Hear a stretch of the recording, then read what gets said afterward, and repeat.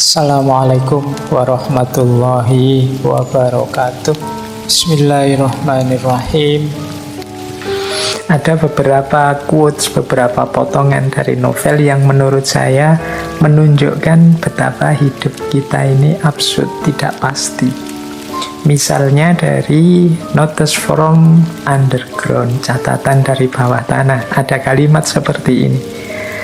Perhatikan baik-baik. Kita bahkan tidak tahu apa yang saat ini dimaksud hidup itu. Apakah ia sebenarnya dan apa namanya? Jauhkan kita dari buku, maka kita segera akan tenggelam dan menjadi bingung. Kita ini kan senantiasa diminta untuk memahami dan memaknai hidup. Tapi menurut Dostoyevsky dalam novelnya ini, sebenarnya kita itu tidak tahu, atau harusnya tidak yakin dengan berbagai makna hidup yang selama ini kita pegangi.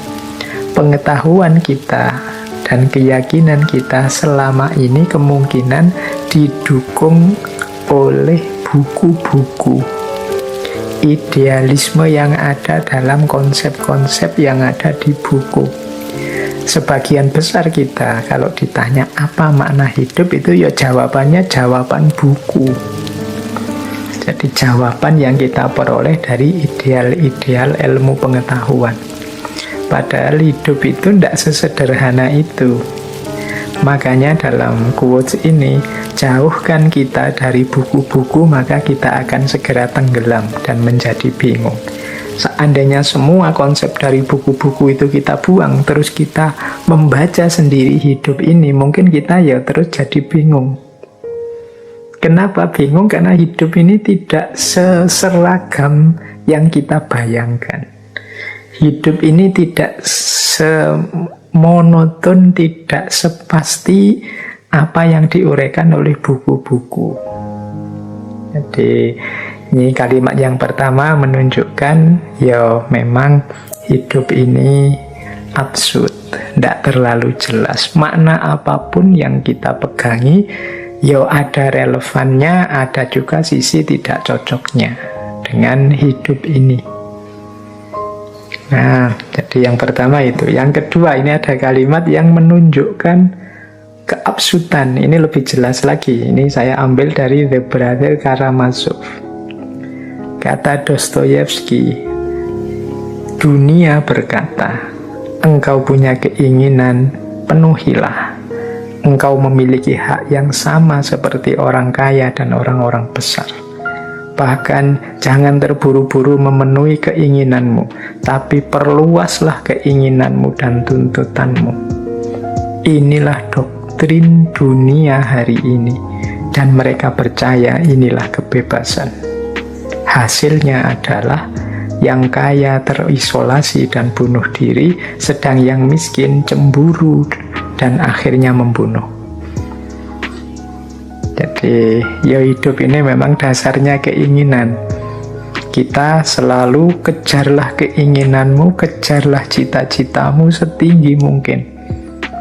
Ayo dikembangkan terus cita-cita kita, jangan mandek. Itu kan yang sering kita dengar, nasihat-nasihat, motivasi-motivasi.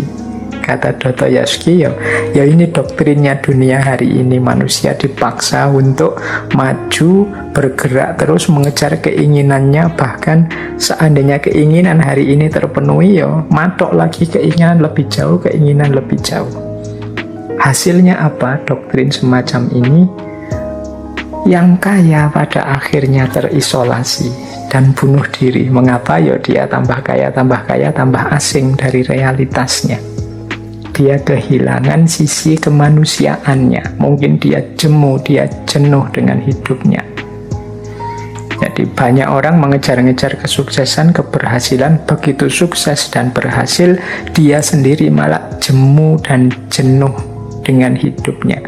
Makanya banyak kan cerita-cerita orang besar, artis yang harusnya dia sangat bahagia. Banyak orang lain mimpi ingin seperti dia, tapi dia sendiri malah bunuh diri.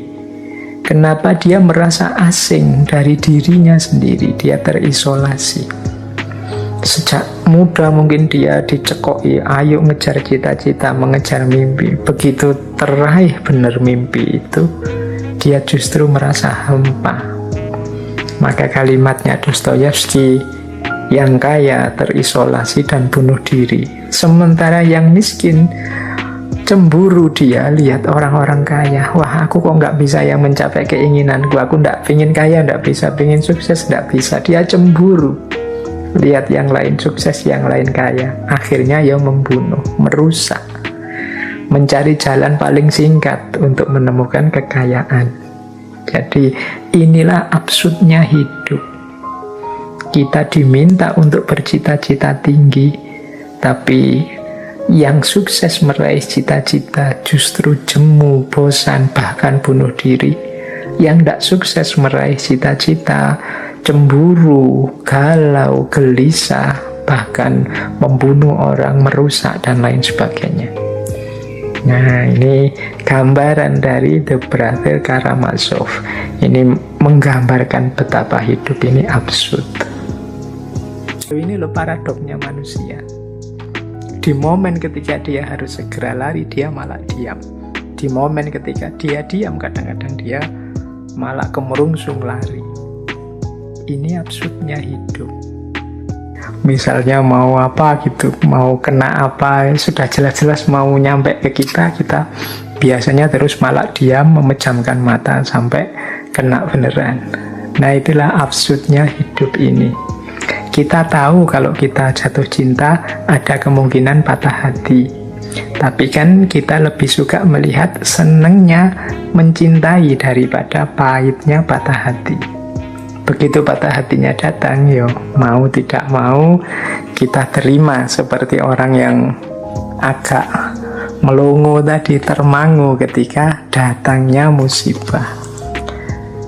Itu bagian dari absurditas dalam hidup.